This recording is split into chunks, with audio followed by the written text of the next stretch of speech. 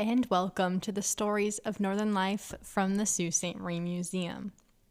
We're going to pick up where we left off on the story of John Prince. We were just after the 1837 rebellion in Upper Canada. Colonel Prince was highly decorated from this rebellion and came to be known as the most popular man in the Western District, apparently. However, Prince made a grave mistake, for he ordered 5 prisoners to be executed by firing squad without any form of legal trial. He experienced some strong judgment for this order, but took many attempts to regain his popularity and safety. In 1839, he strengthened his support by introducing a bill to grant £40,000 to victims of the rebellion, which was passed in 1840. With the approach of the election in 1841, freeholders in both Essex and Kent solicited him as a candidate. He chose Kent and won easily. In Detroit, where the attacks originated from, Prince's enemies placed a $1,000 bounty on his head. Interestingly enough, Prince took out ads in Detroit newspapers telling of hidden man traps and sprung guns on his vast estate. The ads worked, for no attempts were ever made on Prince's life. But the government still felt that something had to be done about Prince. Then, remembering that Prince was always asking for a judgeship, Sir John A. Macdonald, Canada's first Prime Minister, appointed Prince to the judgeship of Algoma. This caused the feud over Prince to quiet down. Then, on November 30th, 1860, Colonel John Prince then became the first judge of the Provisional District of Algoma. When John Prince arrived, he was 64 years old. July 5th, 1860, a Thursday. John Prince wrote in his diary, "Rose at 6, very low-spirited. Packed up the remainder of my things and sent them to the depot, which place I went at 7. Took leave of Albert there, and left by the car for Collingwood, where we arrived at 12. Then took the steamer Ploughboy, and reached Owen Sound at 6 p.m. A beautiful harbor. Thank God I am getting better. The county about Owen Sound is very beautiful. I am troubled with a slight sore throat. I turned in at 9 p.m., quite low-spirited." The next day, they reached Shabewaning, now Killarney, in the night. They headed to Little Current to pick up a passenger, headed to the Sault too. They reached Bruce Mines at around 9 p.m. July 7th, a Saturday, is where he finally made it to Sault Ste. Marie. Quote, "He was grateful for the trip, was safe and beautiful." His slight sickness had gone away, and he was pleased with how comfortable it was here. In contrast, he writes about how uncomfortable, cold, windy, and dull it hears nearly every single day after that. Though Prince was not alone, he arrived with his dog Spur and one of his sons, Septimus Redyard Prince, who was born in Essex County on May 20th, 1838. Septimus came to begin a new surveyor's job that was given to him on March 2nd, 1860, by the Department of Crown Lands. He started his job on July 27th in Grocap. Septimus and his crew rode 20 miles to the land in which they started to strike through to reach their camp.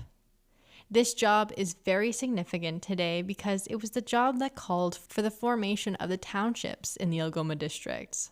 One of those townships was Prince Township. Once Septimus completed the staking out of this township, he named it after his own family, hence the name Prince Township. He loved his job and he was proud of his work, and so was his father, John Prince. The rest of the Prince family refused to follow John up north. You can imagine how this grew John's loneliness and self-misery. In the meantime, though, Prince needed a home for himself. So right away, he got to work. He built his new home on the beautiful park-like estate near the shore of St. Mary's River. They named their home Bellevue Lodge, meaning beautiful view. Today, this area is known as Bellevue Park. so you kind of have Prince to thank for the park's name. Prince lived in Bellevue Lodge for 10 years, holding court regularly and living life of a country gentleman. Hard to believe that Bellevue was country land, but it was a decent distance from Queen Street and other establishments at the time in 1860. Even with his beautiful view, by August 1867, Prince petitioned for a transfer to the Toronto area. The request was refused, of course, and he lived the rest of his life here alone and unhappy. He kept a diary and wrote every day of his life here in Sault Ste. Marie. We have 2 years of his life, 1860 and 1867. He spent a lot of his time writing letters, cleaning his guns, hunting, fishing, and complaining about the weather and lack of sport and game here. I'm going to read a few entries. August 9th, 1960, a Thursday. A very warm and fine morning. At 9:30, I am starting to walk along a new route to Root River. A rough road. I took my gun and fishing rod, got to McCoy's, a métis, by 2, and shot a sparrow hawk on the way. Saw nothing else. It rained, thundered, and lightened, so I was not able to try Root River much. It is merely a brook filled with logs and rough timber and driftwood in all directions and is most difficult to approach. Forest on both sides of it. An English angler would think it most ridiculous to attempt fishing there. You can't walk 20 yards down the stream without being stopped by driftwood. I caught 1 trout only and gave it up in despair. Walked home by 8 p.m. through the rain some part of the way, and the road being clay, very sticky, heavy, and bad. Stopped at Egan's and Shannon's on my way. Heavy rain all evening and went to bed at 9, tired, disappointed, and disgusted. I fear this is no country for sport. September 11th, a Tuesday. A cold day and much the same as yesterday. At my table all day and very much engaged there in completing the foregoing 6 letters to the ministry touching upon everything wanted at the Sioux and desiring them to refer to my former correspondence and send me prompt and definitive answers to everything. It is very likely the last time I shall write to them upon these subjects, for I am fairly tired and disgusted with writing to them. In the evening, I took a walk down to Grant's Shaw, not a duck or anything else. Home to tea and read till 9:30, then to bed, low-spirited. The next day, he started his entry with a fine day, busy at my table as usual, all day long, in writing and reading and reflecting in my lonely solitude. Most days were like these. But there were some that he could feel excitement and actually compliment this country. On September 20th, 1860, another fine day. After breakfast, I rode Mr. Wilson's old horse again and stopped at Mr. Bennett's. There, Bennett and I walked into the township of Cora and examined the lands there and saw some of the finest lands, both as to soil and timber and pure water, that I've ever behold. None better for family purposes anywhere in Canada. We were walking in the woods from 11 till 5 p.m., and I was excessively fatigued by the time I got back to Bennett's.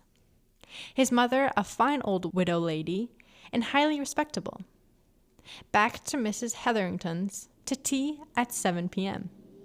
Mr. Hendricks sat an hour with me in the evening, and I went back to bed at 9:30, very much tired and vastly pleased with the lands I examined. Then again, just a week later, on September 27th, he wrote, "A miserable day. Nothing but heavy rain from daylight until 1 p.m. But the wind was pleasanter than it was yesterday. Octi occupied for 3 hours cleaning guns for me. I helped him. My legs pained me a good deal in the night. I fear are indications of dropsy, but I must not. However, I hope I shall be able to submit with Christian fortitude to the visitations of the province, come what may, for I am almost sick of life. I am heavily disgusted with this world. Octi and I took a short walk in the evening, but saw nothing to shoot at. Home to tea at 6 p.m. and read for an hour or so, then to bed at 9:30, tired and low-spirited. My legs, I think, are failing me. And again, he practically lived the same day to day for the next 10 years. But he also had a job.